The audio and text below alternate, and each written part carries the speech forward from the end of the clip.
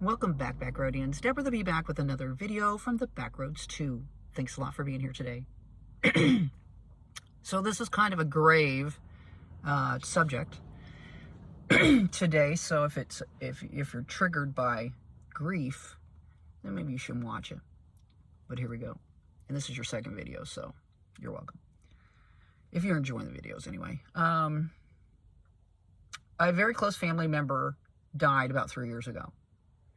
And although it was not as hard as when my parents died, 6 months apart, double whammy, it affected me very much because it affected other people in my family very much.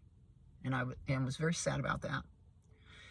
So another family member the other day called me that morning and was like crying, saying, I had this dream last night.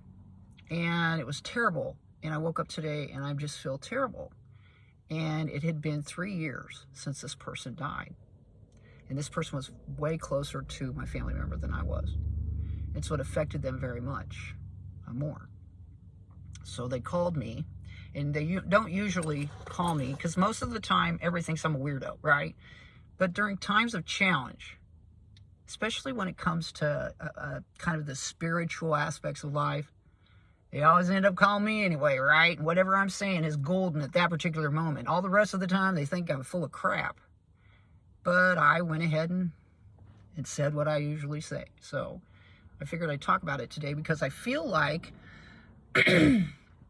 we as human beings may not remember certain milestone moments with these departed individuals. But our heart and our minds do. And we, again, interestingly,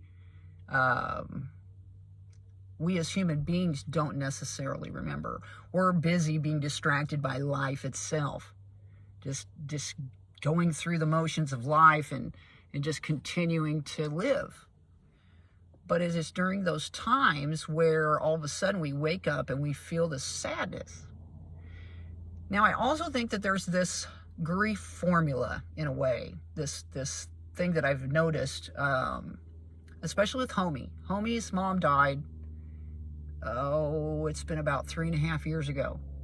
And during that 3-year period, he started acting very, very sad, like really getting, deeply in sorrow again. And he called me one day and he was like, I don't understand it. She's been gone for 3 years and all of a sudden I'm just feeling so terrible right now, and I'm having all these memories of her death and all of this. And it just seems like it's a consistent pattern of 3 years for people to go through grief. Now, when I went through the grief of my parents, it was like ×2. A pink pickup truck. I need one of them. It had Hello Kitty on the side of it. You go, girl. Anyway, I know that's probably inappropriate to be talking like that, but I just saw it and that's the distractions, right? But Homie was really, I think, feeling guilty about releasing this grief. Because I think that at that 3-year period, at 3:33, like our soul doesn't want to let go of this departed individual. Doesn't want to let go because of this guilt. I can't let go of it. They wouldn't want me to stop grieving them. If I stop grieving them, it's like I'm letting them go. And so I told this person, this family member, that I felt the same way about it for them. And that you're not letting them go. If you knew what I really believed, and it was very hard when I went through the grief to hold on to this belief system, because it was very bitter. There was a lot of other things going on. My brother, I truly believe that my brother did some things that were not just unethical, but kind of teetered on the criminal. And I was in a very deep, dark depression and grief. And I really, truly believe he got away with some stuff. And I honestly believe that after my dad's death, that he worked on my mom in the same way during her times of feeling the same way that I did. And there's statutes of limitations, is that what they're called, and all that. So the only thing that I can, And I don't want to live my life this way, but karma is a bitch. And so, if anything, karma is going to get that individual. I'll probably never speak to him again for the rest of my life. And it's just a sad situation, really. But the family member that called me, I tried to explain to them that I really think that the person that died lives on in our memories, and in our memories and in our heart. And that's really important.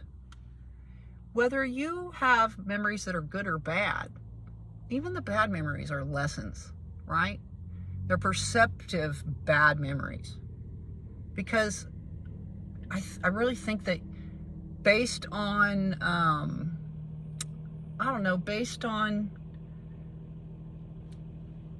your perception of whatever happened, you got to remember that people come to, see, it's really busy right now. People come to your meeting bringing their own baggage for their own reasons that oftentimes don't have anything to do with you. You're just a part of it, right? So when you do so with your members within especially that 3 years of grief, you work through all of that. And that's very important for you to do. It's very cleansing. And it doesn't feel good, that is for sure. Like I said, I've cried so much. I literally cried almost every day for I don't know how long. I woke up crying sometimes. But I got through it. And so I tried to convey that to this family member, that you're going to get through this. And you just have to release it. You have to cry your cry, let it out, and know that, and honor your faith, what you truly believe. You know, if you believe in heaven and hell, and this person was a good person, so they're up in heaven with the angels. I mean, if that's going to make you feel better, then great. If you think that we're all energetic beings, and we're just in a physical form right now, in this stage of our life, and that once we release the physical nature of our energetic experience, that we move on and we live on in an energetic, as an energetic being, whether we live on this side of a realm or the other side of a realm, in all these dimensions that all these really smart, like scientists and physicists and all these people believe, you know, whether you believe that or not. One of the things my mother did not believe in frequency. She didn't believe that everything vibrates on different frequencies and it makes them actual, you know, physical things. She didn't believe like a couch was, you know, vibrating at a certain frequency and all this. She didn't believe in any of that stuff. And it was a generational thing, I think, and also her choices in life, you know, to not educate herself in scientific ways and believing certain things she was told. And that's just the way it was, you know, with that generation. You have to just accept that and honor that. And because my mother was really, really strong in a lot of other areas of her life. She was a very smart woman in a lot of ways.